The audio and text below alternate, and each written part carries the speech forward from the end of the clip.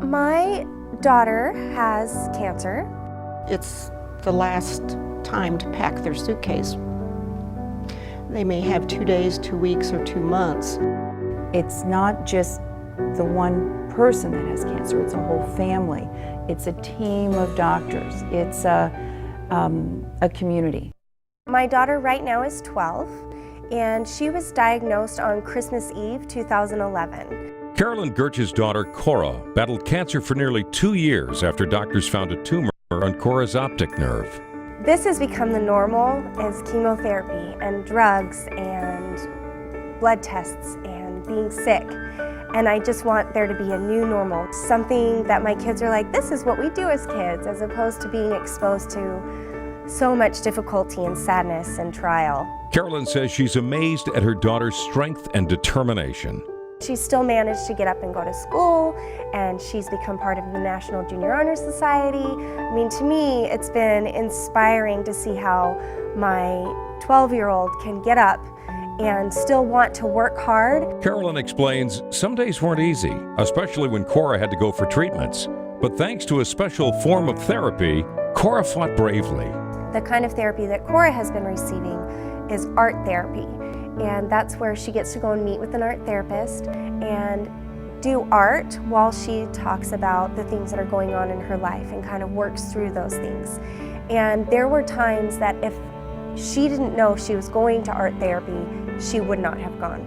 Carolyn credits the St. Louis Men's Group Against Cancer for helping make all this possible through funding with Friends of Kids with Cancer.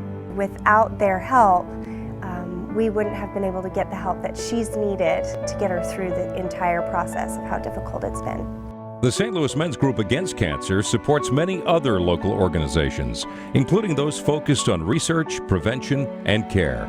Through this funding, we were able to actually get a clinical trial. Our patients in St. Louis will be the first ones to have access to it.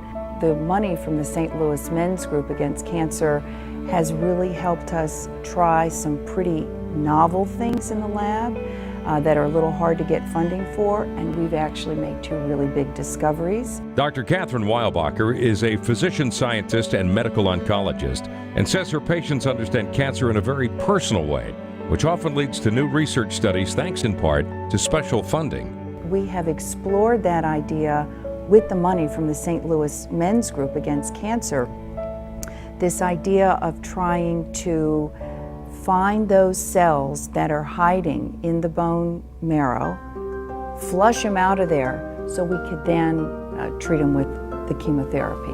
Dr. Weilbacher draws inspiration from her patients as well, especially during intensive clinical trials. Now, one of my patients complained about the biopsies and the tests, and day after day when I would see my patients, they would say, how's it going? Are we helping? Not, did it help me?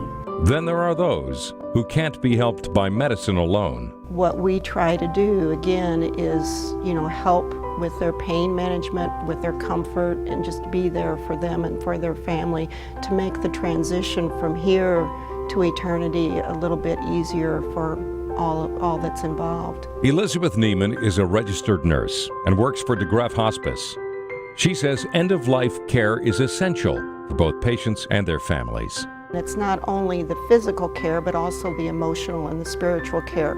We also have a bereavement program that follows the families for 13 months after the patient dies. Elizabeth Neiman shares an emotional story about the importance of supporting hospice groups. They spent about an hour outside, with their mom. She was not able to open her eyes, but they knew in their hearts that she was enjoying the fresh air and the breeze against her cheeks, And so after about an hour, we came back in, and I gave her some more pain medicine, just, to control her pain and keep her comfortable. And she passed peacefully about an hour after that. And the kids were just so thankful that they were able to take their mother outside, before her passing. As for 12-year-old Cora, her future is looking brighter. Just this morning told that our daughter is done with chemotherapy and she is cancer-free. We're done. So no more chemo at all. You just want to hug everyone and tell them thank you for just taking a few minutes to donate their time or donate money to help support a group that helps our families so much, because you just don't realize how much that helps, how far that goes.